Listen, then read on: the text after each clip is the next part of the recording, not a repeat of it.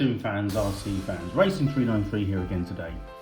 So moving on from my last video of my Eclipse 4 build, I put a ball diff in which replaced the stock solid rear axle. Now I have read a little bit more about this, or maybe why you might run a ball diff to not, and it's to do with the grip on the track and the type of track you race on. So you don't have to have a ball diff. In my racing head, I would assume, or I did assume, rightly or wrongly, that it would be a better option. It transpires that it is at certain tracks. So it's, if you're getting a lot of, I believe, if you're getting as twisty or there's a lot of grip, then the diff frees the car up. There isn't a lot of grip, then the solid axle would work better. That's my understanding of. Again, I only read a little snippet that was on the internet, so I still think the diff, depends how tight you run it, it is more tunable. However, I suppose if you keep winding it in and tightening it up and it wears, you could almost get it to almost be like a lock diff, almost. The cars don't weigh very much, but I guess the speed that they get around those tracks and the length of time that they're running for, things are bound to have sort of loosened or wear a little. But anyway, I sort of slightly digress, but the main reason for this video is sort of the ending of that installation of my diff. What I found out is the hubs which go onto the rear axle are different to the stock items. So I had to purchase some other bits and pieces. The wheels that go onto the ball diff have a 3 fixing bolt configuration, and because I didn't want odd wheels and tyres on it, I bought the fronts as well, which I didn't have to do.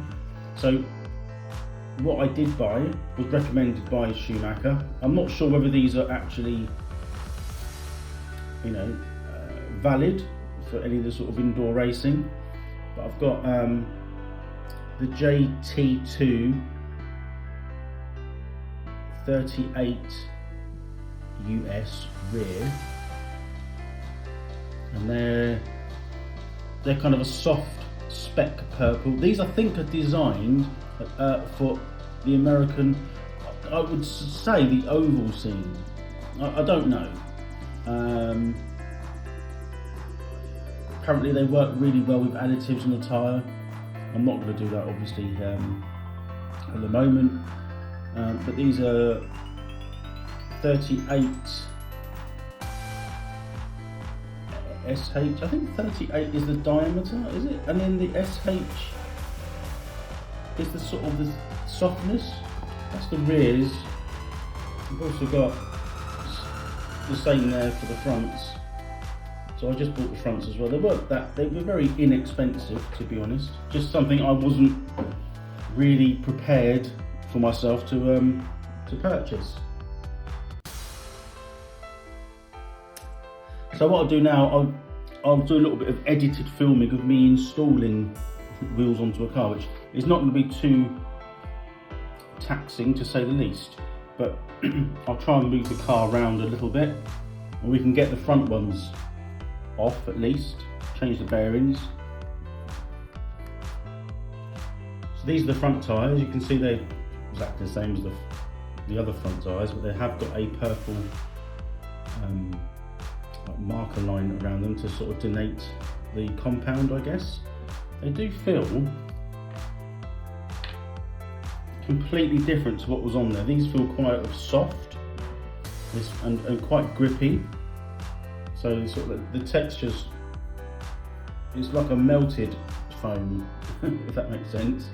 That's the new one, and the one that came with the kit, which is here, They feel very slick, not much grip. Certainly the two of them, these feel quite tacky and these feel just normal. They are the same size. You can see, I'm just looking at them, these little profile, they kind of dip down in the middle. They could do perhaps a little bit more sort of shaving off, I think. And these ones do look a bit, in my opinion, from my eyesight, a little bit more flatter. So we'll put the bearings in and then we'll put them back on the car. So that's the fronts on, nice and easy. No end flow.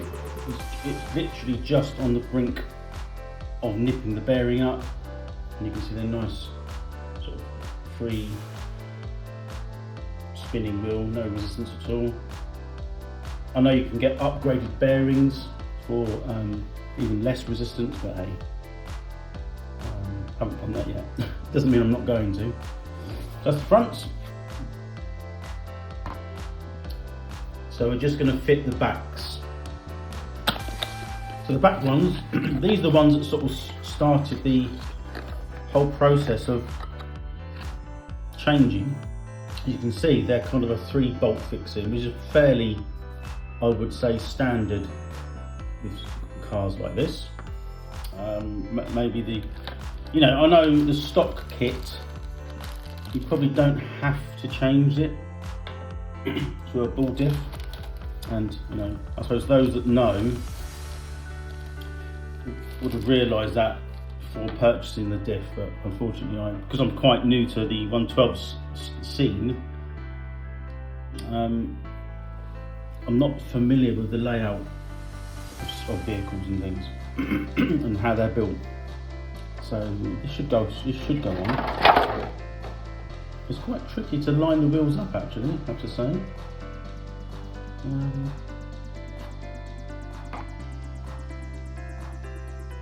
The bolt holes is kind of in, and I can't see them. My poor old eyes. And they're only little aluminium threaded bolts that hold these on. That's one on. That's good. It's difficult to see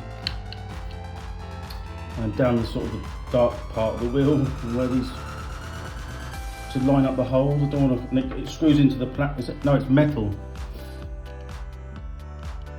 I think that's metal. Yeah, the hubs are like. I suppose it could be aluminium. I don't know. But what you don't want to do is cross-thread them, because the machining detailing on this car is immense. From a engineering point of view, it's far superior than, you know, I genuinely only would really mess around with Tamiya kits, a few Schumacher kits other than this one. And stuff like that, but this is the next level.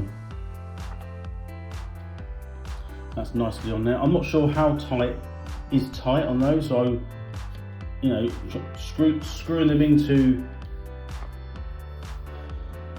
these here on the hub is probably quite easy to strip. So I'm not done them like mega tight. One more wheel to go on. These ones here, I'm going to hold it down in the light. You can actually see, it's a bit easy to see where the holes are. I guess these would have to be Loctited in, I would think.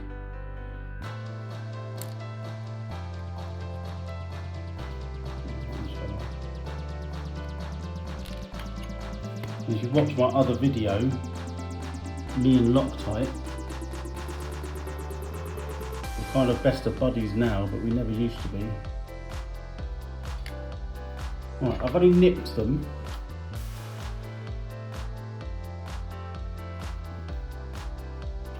That's quite a free moving perfectly straight. I suppose that's another thing. It depends how well, you know, if you tighten these, it's only plastic wheels. If you don't tighten them up the same,